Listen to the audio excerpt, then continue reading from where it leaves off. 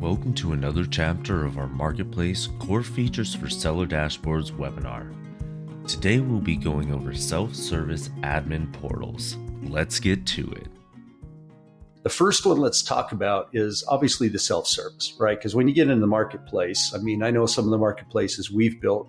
One of the last ones we just finished a while back, I remember they signed up and within the first few weeks, they only had 281 vendors in. And I was thinking, they're probably going to grow pretty rapidly. But as soon as I looked in the marketplace, it was just shy of 500,000 products just from those 281 vendors. So I remember these things can blow up so quickly. I remember Go Africa. It was like, so many vendors every single day signing up, right? So these things can get to tens of thousands, hundreds of thousands of vendors and sellers over time. And so one of the things that you can't afford as the owner of the platform is a lot of manual touches with those people, right? You can't be having multiple telephone calls and support phone calls and tech support phone calls with them. It has to be, and this is item number one, a self-service administrative interface, right? They need to have something. So if you would, go ahead and dive in, and what are your favorite or most important things that you feel are necessary when it comes to self-service for these vendors and sellers? Yeah, that's such a great way to set that topic up, Ron. And I think fundamentally, one of the things that a lot of people miss out on is that maybe somewhere around 30 to 50% of the customer service and support activities can be eliminated, literally eliminated, by having some intelligent tooltips and very opinionated UI that gives some additional information that someone can find by hovering or clicking a hyperlink or expanding, collapsing to see more detailed information. These types of interactions with both the sellers and the buyers within the marketplace can be massive to improve their customer sat, because they can get the information, they stay on track, and they never get sort of off track.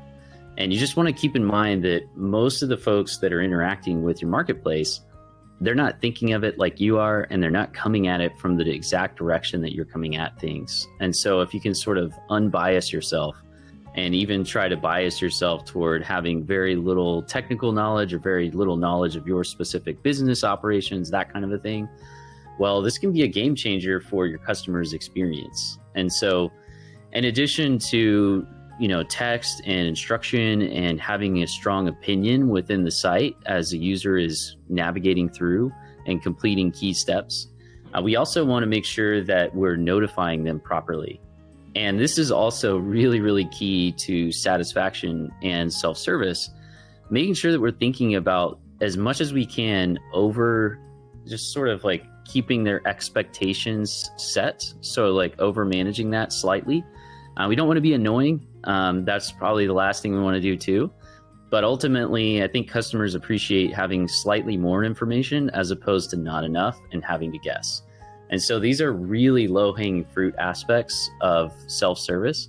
A lot of times when folks see self-service or automating things, they think about complex steps.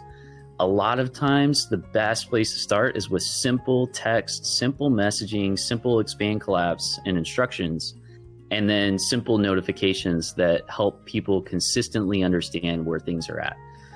As you sort of go from there, obviously there are things that we can do that are more sophisticated to automate steps, remove steps from the process. If we can take what was a 12-step process and turn it into 4, that's great. And so we want to be asking the question, how can we automate this and how can we integrate these steps? But fundamentally, I would say those are some of the basic thoughts. And we really encourage you to be thinking about this throughout this webinar. What are some of the things that you can do within your business? And you can listen to some of these ideas and thoughts.